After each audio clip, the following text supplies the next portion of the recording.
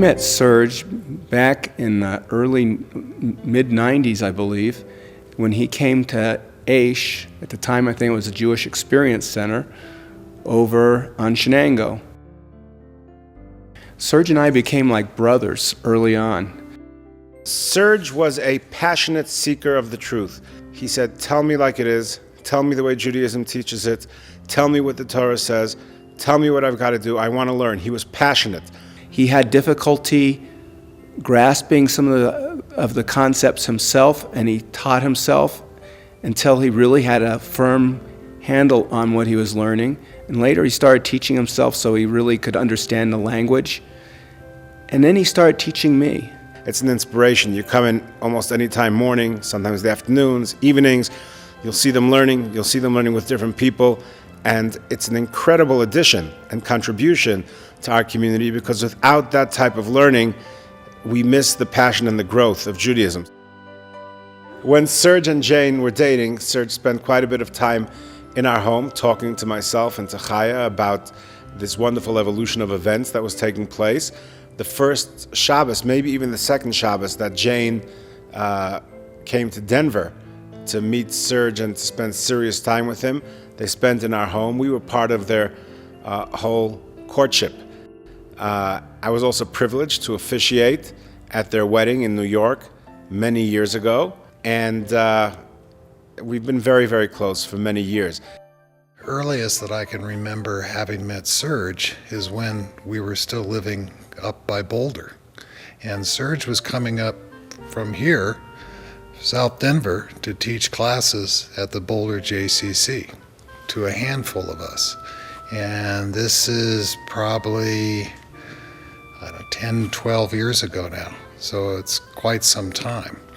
And there was, I would say, probably everybody in that group, save one, have now become religious and have relocated from Boulder and now live in Denver very much because of Serge. I learn in other formats and other venues and with other people, but Serge, it's not just learning, it's a personal relationship. And he shares what he's learning and some of his challenges. And so he's not just a chavrusa, and he's a friend, and a very inspiring one at that. They're so generous. It was, do you want to come for a Shabbos? And we did. We came from Boulder to Denver. They're very welcoming, and it went on till eventually we went and stayed for a Yontif Shabbos, and that kept us there for 3 days. And they were critical in getting us from Boulder to Denver.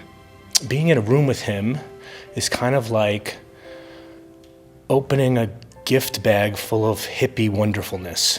He is such a spectacular human being, and you don't.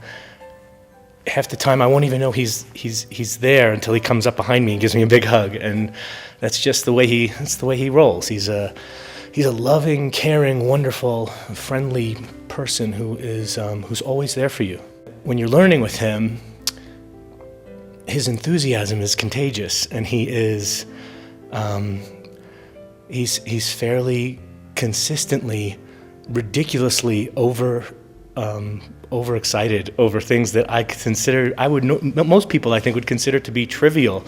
And he's just like, wow, can you believe how amazing that was? I mean, just the understanding, the level of chachma that the chachamim had is incredible. And just he gets so excited, and it's catching. We think of them as our firsts in a lot of ways. So our first Shabbos here at Aish, they invited us to Shabbos lunch. So that was our first experience with a fully observant family doing Shabbos. Our first Shomer Shabbat overnight was with them. Hava was the first one to help Renee learn how to bake challah. So it's just been a number of things. Now I'm learning with Serge, and Jay and I learn with Serge on Monday mornings. So there's just been a number of things that have just been wonderful experiences for us. The door was completely wide open to me and in my life, and let's be real, they changed my life. They showed me what it's like to live a different life and to what a family's supposed to be like. And I didn't really know what that would look like. And they set a pretty good model of what a family should be like. I just showed up here one day about 4 years ago. I'd heard about a class for women, and without even calling Aish, I just showed up, walked in the classroom, and she barely blinked an eye, asked who I was, pulled up a chair right next to her, said, "Come sit next to me," and was just so welcoming. And the class was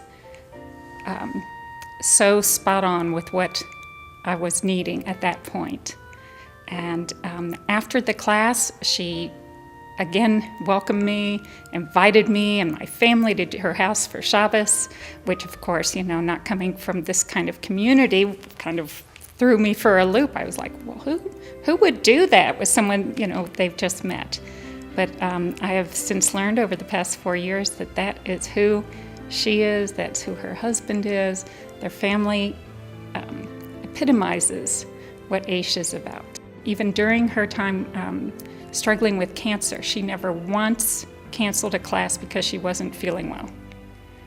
There were times that she had other appointments that we had to, postpone class, but knowing how difficult that time was for her, that she prepared a lesson and showed up and taught the class on top of everything else in her life, was very inspiring to me. When she was sharing her cancer journey, really blogging for the whole world,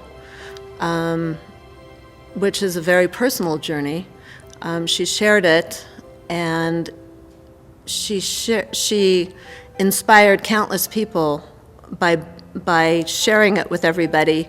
How many people did she inspire to go out and get a mammogram? How many people did she inspire to really check to make sure that they were taking vitamin D3 and getting enough of it? So she was inspiring so many people by that personal journey. What's amazing about Serge is we think he embodies what Aish is all about, being wise, learned, about Judaism and the Torah, and sharing that with us with joy. Yisrael is very dedicated to the community and its development. He looks at it not only as an opportunity for his own personal growth, his family's growth, but also a way for him to give back to the Jewish people generally and the Denver community in particular.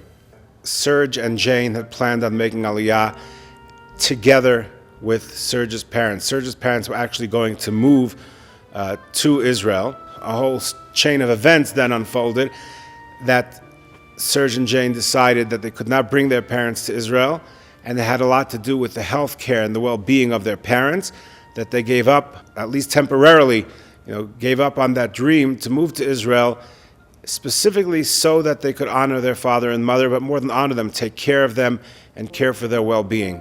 I met the Hershkovitzes when they first got here from Israel, and I first started to come to Aish, and Chava was always so kind and always outreach to me to come for Shabbat and lunch and everything else. And when my daughter passed away on October 26th, when Ellie died,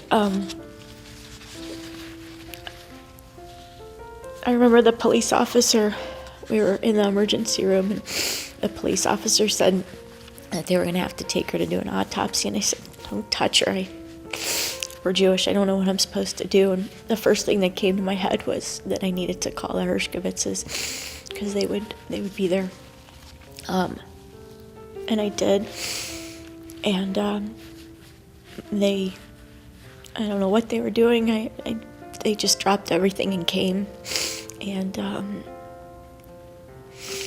they probably saved my life because they took care of everything. And they didn't even go on vacation the week of Shiva. They were going to Hawaii, and they dropped everything and stayed. And I don't know too many people that would do that either. They are amazing, amazing people. both Jane and Serge are very much like our matriarch and patriarchs.